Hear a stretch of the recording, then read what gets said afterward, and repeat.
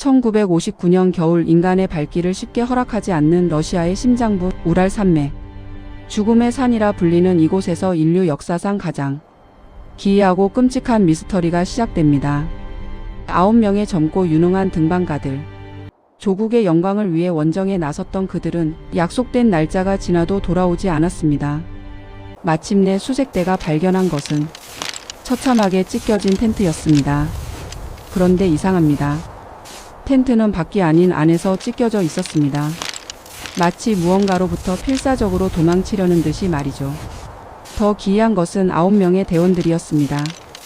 영하 30도를 넘나드는 혹한의 추위 속에서 그들은 속옷 차림이거나 신발도 신지 않은 채 텐트에서 1.5km나 떨어진 곳에서 시신으로 발견되었습니다.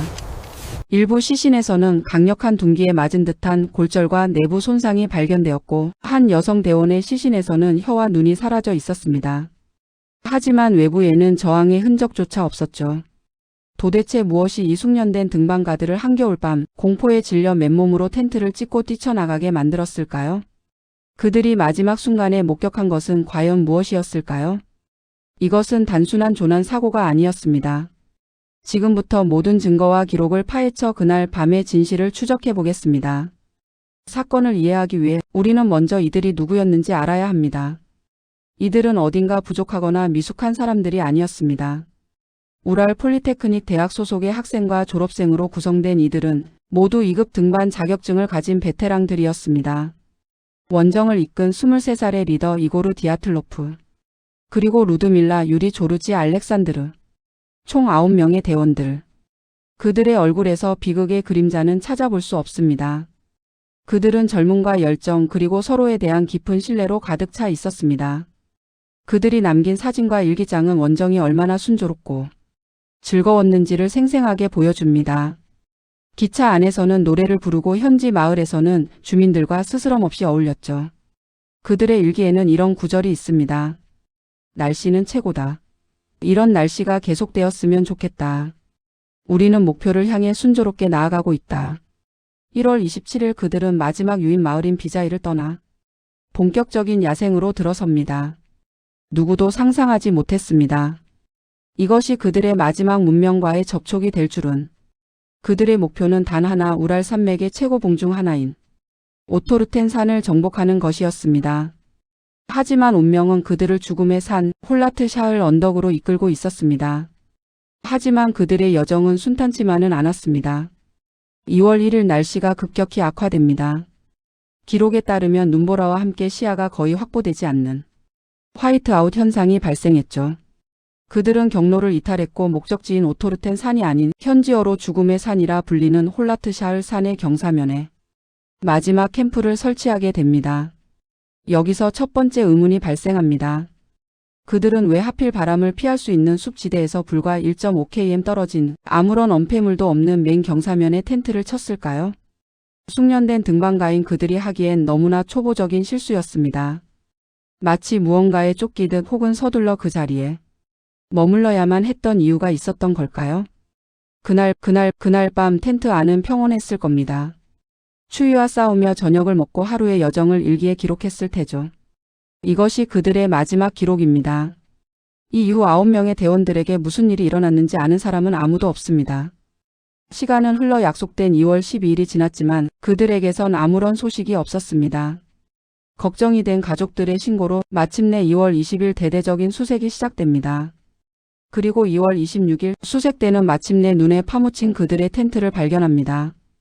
텐트는 처참했지만 내부는 의외로 잘 정돈되어 있었습니다.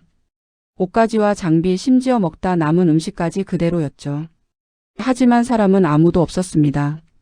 그리고 수색대를 가장 소름 끼치게 한 것은 텐트의 찢어진 부분이었습니다. 누군가 칼로 안에서 밖을 향해 찢고 탈출한 흔적이었습니다. 텐트 방눈 위에는 89명으로 추정되는 발자국들이 남아 있었습니다. 신발을 신지 않았거나 양말만 신은 채 찍힌 발자국들. 그 발자국들은 허둥대지 않고 마치 나란히 걷는 것처럼 질서정연하게 숲을 향해 이어져 있었습니다. 발자국은 텐트에서 약 1.5km 떨어진 거대한 삼나무 아래에서 끊겼습니다. 그리고 그곳에서 첫 번째 비극이 모습을 드러냈습니다. 유리 크리보니첸코와 유리 도로센코. 두 사람은 속옷 차림으로 발견되었습니다. 옆에는 모닥불을 피우려 하는 적이 있었지만 그들은 불을 쬐지 않았습니다. 오히려 그들은 필사적으로 나무 위로 오르려 한 듯 손에는 심한 화상과 찰과상이 있었고 주변 나뭇가지들은 5m 높이까지 부러져 있었습니다. 무엇을 보고 피하기 위해 혹은 무엇을 보기 위해 얼어 죽는 순간에도 나무 위로 오르려 했던 걸까요? 다시 텐트 방향으로 세 구의 시신이 더 발견되었습니다. 원정대장 이고르 디아틀로프를 포함한 이들은 마치 텐트로 돌아가려다 힘이 다해 쓰러진 듯한 모습이었습니다. 하지만 진짜 미스터리는 2달 뒤 봄이 와 눈이 녹기 시작하면서 드러났습니다. 계곡 아래 4m 눈 속에서 나머지 4구의 시신이 발견된 것입니다. 이들의 상태는 이전의 시신들과는 차원이 달랐습니다. 루드밀라 두비니나의 시신에서는 혀와 눈이 사라져 있었습니다. 부패 때문이라고 하기엔 너무나 깔끔하게 제거된 상태였죠. 세면 솔로타료프와 니콜라이 티보마이너스 브리뇰은 끔찍한 내부 장기 손상과 골절을 입었습니다. 부검인은 이 정도의 충격은 매우 강력한 힘에 의해서만 가능하며 마치 고속으로 달리는 자동차에 부딪힌 것과 같다고 증언했습니다. 하지만 놀랍게도 그들의 몸에는 그 어떤 외부 상처나 저항의 흔적도 발견되지 않았습니다. 보이지 않는 거대한 힘이 그들의 몸을 내부에서부터 으스러뜨린 것 같았습니다. 수수께끼는 여기서 끝나지 않습니다. 이들의 옷가지 일부에서는 정상 수치를 훨씬 초과하는 방사능이 검출되었습니다. 그들은 어디서 방사능에 노출된 걸까요? 그리고 마침내 그들의 카메라 중 하나에서 현상된 마지막 사진. 심하게 흔들리고 초점이 맞지 않는 사진 속에는 어둠 속에서 빛나는 정체불명의 구체들만이 담겨 있었습니다. 이것이 그들이 마지막으로 본 광경이었을까요? 사건은 미궁에 빠졌고 소련 당국은 미지의 강력한 힘에 의한 사망이라는 애매한 결론을 내린 채 수사를 종결해버립니다. 하지만 의문은 꼬리에 꼬리를 물고 수많은 가설과 음모론을 낳았습니다. 첫 번째 가설, 눈사태입니다. 가장 과학적이고 합리적인 설명으로 여겨집니다. 작은 판상 눈사태가 텐트를 덮쳤고 공포에 질린 대원들이 텐트를 찢고 탈출했다는 것이죠. 하지만 이 가설은 많은 것을 설명하지 못합니다. 텐트는 눈에 완전히 파묻힌 게 아니었고 주변에는 눈사태의 흔적이 미미했습니다. 무엇보다 눈사태가 어떻게 특정 대원들에게만 자동차에 치인 듯한 내부 손상을 입힐 수 있었을까요? 두 번째 가설, 소련의 비밀 군사 실험입니다. 당시 냉전이 한창이던 시절 이 지역 근처에서 비밀 무기 실험이 있었고 대원들이 우연히 그곳에 휘말렸다는 주장입니다. 강력한 충격파를 동반한 무기가 그들의 내부 장기를 손상시켰고 방사능을 노출시켰다는 것이죠. 하늘에서 보였다는 빛나는 구체 역시 무기 실험의 일부일 수 있습니다. 이는 많은 정황과 들어맞지만 소련 정부는 이를 철저히 부인했습니다. 세 번째, 원주민인 만시족의 공격설입니다. 그들이 자신들의 성스러운 영역을 침범한 외부인들을 공격했다는 가설이죠. 하지만 만시족은 평화로운 민족으로 알려져 있고 시신에는 창이나 화살에 의한 상처가 전혀 없었습니다. 마지막으로 과학적으로 설명할 수 없는 초자연적 현상에 대한 가설입니다. 미확인 비행물체 즉 UFO와의 조우나 러시아의 설인으로 알려진 알마스티 같은 미확인 생명체의 공격을 받았다는 주장까지 나왔습니다. 황당하게 들릴 수도 있지만 이 기이한 사건의 모든 조각들을 맞추려다 보면 결국 이런 상상력까지 동원하게 되는 것입니다. 어떤 가설을 선택하든 빈틈이 생깁니다. 모든 의문을 완벽하게 설명하는 단 하나의 이론은 존재하지 않습니다. 진실은 이 모든 가설들이 복잡하게 얽혀 있는 것일지도 모릅니다. 60년이 넘는 세월이 흘렀습니다.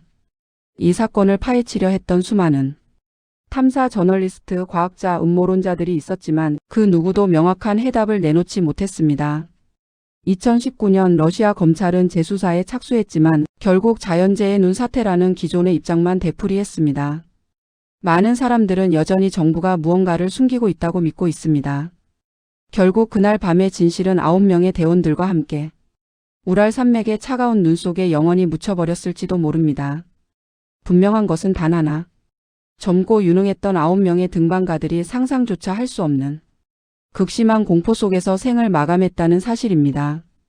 그들은 무엇을 보았을까요? 무엇을 들었을까요? 대체 무엇이 그들을 이토록 비참한 죽음으로 내몰았던 걸까요? 인류의 지식과 과학으로도 설명할 수 없는 힘이 정말 존재하는 것일까요? 판단은 이제 여러분의 몫입니다. 디아틀로프 패스 사건, 금세기 최악의 미스터리는 아직 끝나지 않았습니다.